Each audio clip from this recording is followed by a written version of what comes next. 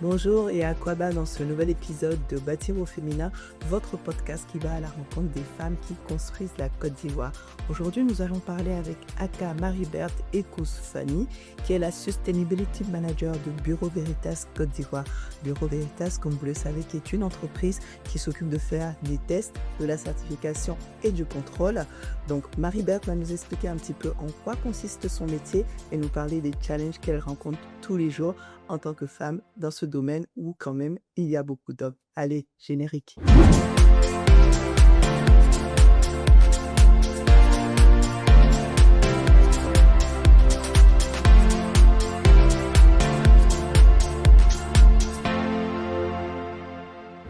Marie-Berthe, bonjour. Bonjour Céline, Merci d'avoir répondu favorablement à mon invitation. je t'en prie. Alors, Sustainability Manager chez Bureau Veritas, concrètement, tu veux bien m'expliquer et nous expliquer ce que ça veut dire? D'accord. Merci Céline. Sustainability Manager, c'est gérer toutes tes activités qui sont du domaine de la durabilité. Donc, dans le département que je gère, comme j'expliquais, on fait de la durabilité, de la certification et de la formation. Spécifiquement, la durabilité, comme on le sait, la définition, c'est gérer les ressources dont on dispose aujourd'hui, de telle sorte que les générations futures n'aient pas de problème aussi dans leur existence quant à utiliser ces mêmes ressources-là. Donc, dans ce cadre-là, Bureau Veritas a développé plusieurs produits pour accompagner ses partenaires dans leur voyage de durabilité. Quoi comme produit, pardon? Voilà. Par exemple, Bureau Veritas peut accompagner dans le calcul de bilan carbone. Ce calcul-là qui est très important aujourd'hui quand on veut Connaître son son impact sur l'environnement. Donc, il y a ce calcul. Après, il y a un plan d'action qu'on met en place pour réduire ses émissions de gaz à effet de serre. Et Bureau Veritas vient vérifier si ce plan d'action est bien mis en œuvre et atteint les objectifs qui ont été fixés à l'origine. À part le bilan carbone, il y a aussi les analyses de cycle de vie qu'on fait. On analyse les stratégies qui sont mises en place dans le cadre de l'économie circulaire. On travaille aussi sur la gestion des déchets, la gestion des déchets solides, liquides. On fait aussi des études d'impact environnementaux. Voilà. Et on certifie aussi le biocarburant. Aujourd'hui, c'est le produit d'avenir qui peut nous permettre vraiment de minimiser nos impacts sur l'environnement. Et donc, il y a des labels qui sont dans le domaine, de telle sorte que quand une entreprise est certifiée contre ces labels, il est sûr que le biocarburant qu'il produit, voilà, respecte l'environnement. Et il y a d'autres sujets. La durabilité, c'est pas seulement le carbone, le gaz à effet de serre. Il y a aussi la personne qui est dans le système. Et là, on va parler de RSE. La RSE, ça va être la responsabilité sociétale des entreprises qui touche généralement la santé, la sécurité et le social. Donc, les entreprises, aujourd'hui, en fonction de certaines réglementations ou même de leur diligence raisonnée, mettent en place des stratégies RSE pour que leurs travailleurs, leur activité perdure dans le temps. Voilà. Donc, c'est un peu tous ces sujets-là que nous faisons sur le département. Et toi, tu pilotes donc ce département-là, hein. Du coup, justement, pour parler un peu de toi, comment tu en es arrivé là? Comment est-ce qu'on devient Sustainability Manager? Pour commencer, j'ai fait un bac C. D'accord. Ici, C'est un bac scientifique, hein? Le lycée jeune fille de Poitiers. Et de là, je suis rentrée à l'INDHB où j'ai fait les prépas biologiques, maths et biologie. J'ai terminé, je suis sortie de là ingénieur agronome spécialisé en défense des cultures ou protection des végétaux. J'ai fait un DEA. Une DEA, j'étais inscrite à l'IFR Biosciences de l'Université Félix Houphouët-Boigny. À un moment, j'étais partie pour faire de la recherche à la base parce que j'ai fait le DEA et j'ai changé de carrière. J'ai eu l'opportunité de commencer les audits en agriculture durable, puisque je suis agronome. Agriculture durable, comme on le dit, ça va être des audits sur les différents piliers de la durabilité. Ça va être traçabilité, environnement, ça va être un bon usage des pesticides, ça va être conditions des travailleurs. Donc, c'est comme ça que j'ai commencé consultante au Bureau Veritas en 2011. Par la même occasion, j'étais fonctionnaire au ministère de l'Agriculture. Donc, je gérais les deux activités. Jusqu'à ce qu'en 2018, je décide finalement de rejoindre Bureau Veritas en tant que staff à 100%. Et là, je gérais les audits en aventure durable, ainsi que le suivi et évaluation des auditeurs, des rapports d'audit et tout ça.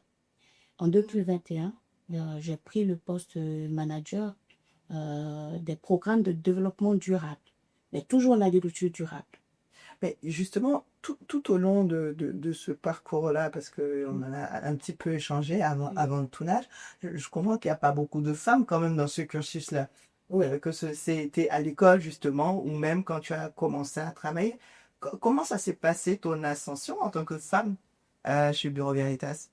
On peut dire que Bureau Veritas vraiment pousse les femmes, encourage les femmes à se montrer, à montrer ce qu'elles savent faire. Donc, quand je suis rentrée à Bureau Veritas, je n'ai pas eu de problème avec mon environnement. Je travaillais avec beaucoup d'hommes, mais aucun souci, tout s'est très bien passé. Et comme j'étais consultante déjà, mes compétences avaient déjà été reconnues. Donc, quand j'ai intégré l'entreprise, c'est allé, on va dire, automatiquement. Il n'y a pas eu de frein, que ce soit du côté des hommes ou des autres femmes. Je le dis parce que généralement, on a l'impression que le problème des femmes, c'est les femmes. C'est pas les hommes. D'accord. Franchement, c'est pas les hommes. Donc, cette ascension s'est très bien passée. J'avais des managers qui avaient confiance en moi, qui présentaient à chaque fois le travail que je réalisais. C'est elle qui l'a fait. Qui te mettait en avant et qui te valorisait. Qui me valorisait et qui me donnait confiance en moi. Et c'est comme ça que je suis arrivée aujourd'hui à ce poste. Cette opportunité est là. Et quand tu dis souvent on pense que c'est les hommes le problème, mais non, le problème des femmes, c'est les femmes. Est-ce que tu peux un peu plus nous expliquer cette pensée-là? Pourquoi tu penses ça? Oui, parce que les femmes sont, on va dire, souvent perfectionnistes. Et elles ont l'impression que si elles ne le font pas, c'est que c'est pas bien fait. Voilà. Et elles sont indulgentes envers les hommes, mais pas indulgentes envers les autres femmes, envers les autres femmes. Donc, alors quand une femme montre une faiblesse, même si c'est pas vraiment une faiblesse, quand une femme vient te dire, j'ai un rendez-vous pour mon fils, je dois aller à l'école de mon fils. Une femme qui est en face, qui est le manager, au lieu parfois de comprendre que effectivement ça fait partie de la vie, elle trouve que non, si moi je suis là, c'est qu'elle devrait être là. Pourquoi elle a besoin de ce temps pour faire autre chose? Alors que c'est quelque chose que les hommes comprennent facilement. C'est pas parce que ces femmes-là qui sont managers ont peur d'être jugées de complaisance, justement. Parce que comme c'est une autre femme, si je la laisse partir, on va dire oui, on se couvre entre nous. Alors que finalement, un homme n'a pas cette peur-là. Ça peut venir de beaucoup de choses. On va me trouver complaisante. On va dire que je suis pas aussi dure qu'un homme. Et voilà, elle ne va plus me respecter parce que les femmes aiment beaucoup le respect. Elle va plus me respecter. Quand je vais lui demander de travailler, elle ne le fera plus. Je vais lui montrer... c'est moi la boss. Que c'est moi la boss, ou je ne veux pas lui montrer ma faiblesse. Et l'un dans l'autre, parfois, ça crée des frictions. Donc ton point, quand même, il est important, c'est de dire, en tant que femme, même si c'est un environnement qui a été difficile dans le sens où il n'y avait pas beaucoup d'autres femmes, c'est quand même des hommes qui m'ont permis d'arriver au poste où je suis. Tout à fait. On parle souvent de he for she, c'est ces hommes qui aident les femmes à gravir les échelons. Parce que c'est vrai qu'on a tendance à jeter la première pierre en tant que femme, mais on oublie souvent que c'est grâce à certains hommes qu'on est au poste qu'on occupe aujourd'hui. Aujourd'hui, moi, je peux le dire clairement, si je suis à mon poste, c'est grâce aux hommes que j'ai eu au-dessus de moi. On dit merci à ces hommes. Du coup, aujourd'hui, s'il y avait d'autres filles ou d'autres femmes qui te regardent et qui disent « Moi, ça m'intéresse, la durabilité, tout ce qu'elle a expliqué là, ça est super intéressant. J'ai envie de faire ça, moi aussi, je vais être manager. » Tu leur donnerais quoi comme conseil pour pouvoir y arriver aujourd'hui? Ok, je dirais à ces femmes-là qu'il faut beaucoup travailler. Il faut beaucoup travailler, il faut beaucoup apprendre. Et les sujets sur la durabilité, généralement, partent de l'anglais. La langue anglaise, il faut le dire, est très importante. Et ça a été un atout pour moi de pouvoir m'exprimer tant bien que mal en anglais. Parce que les documents sortent déjà en anglais, les formations sont en anglais. Donc, il faut beaucoup travailler, il faut avoir un bon background, un background scientifique serait idéal, voilà. Et puis pouvoir se former, c'est-à-dire quand on a fini le cours, il faut se donner du temps d'apprendre. Il faut aussi accepter l'apprentissage. Oui. Parce que dans la durabilité, dans les audits, on a des phases d'observation d'audit. Et dans ces phases-là, il faut être vraiment concentré et tirer le meilleur parti de celui qui est au-dessus de nous, qui nous apprend le travail. Voilà. Donc, en résumé, il faut être concentré, il faut beaucoup travailler, il faut travailler sur soi. Et après, les résultats ne seront pas loin se faire sentir. Les résultats suivront. Il y en a une qui nous disait, le travail paye. Et ça paye toujours parce que l'activité qu'on fait a vraiment un impact et on va au contact des personnes. Un audit, c'est une interaction entre une entreprise et une équipe d'auditeurs. Et cette entreprise-là t'évalue pendant que tu l'évalues. Voilà. Donc, beaucoup de gens ont rapidement la capacité de comprendre si tu es compétente ou pas. Ils ont rapidement la capacité de te juger. Est-ce que justement, parce que oui, travailler, si on travaille, ça paie, est-ce qu'il t'arrive d'avoir des doutes quand même? De dire, voilà, je vais pas y arriver, j'ai eu cette promotion-là, mais je suis sûre que je peux pas le faire. Est-ce que ça, c'est des sentiments que tu as connus et comment tu as réussi à faire outre ça? Ok, c'est un sentiment que j'ai connu parce que la position où je suis aujourd'hui, elle s'était présentée, l'opportunité s'était présentée quelques mois auparavant. Et quand le poste a été ouvert, ça ne m'a pas intéressé. Ouais, non, ça ne m'a pas intéressé. Pourquoi?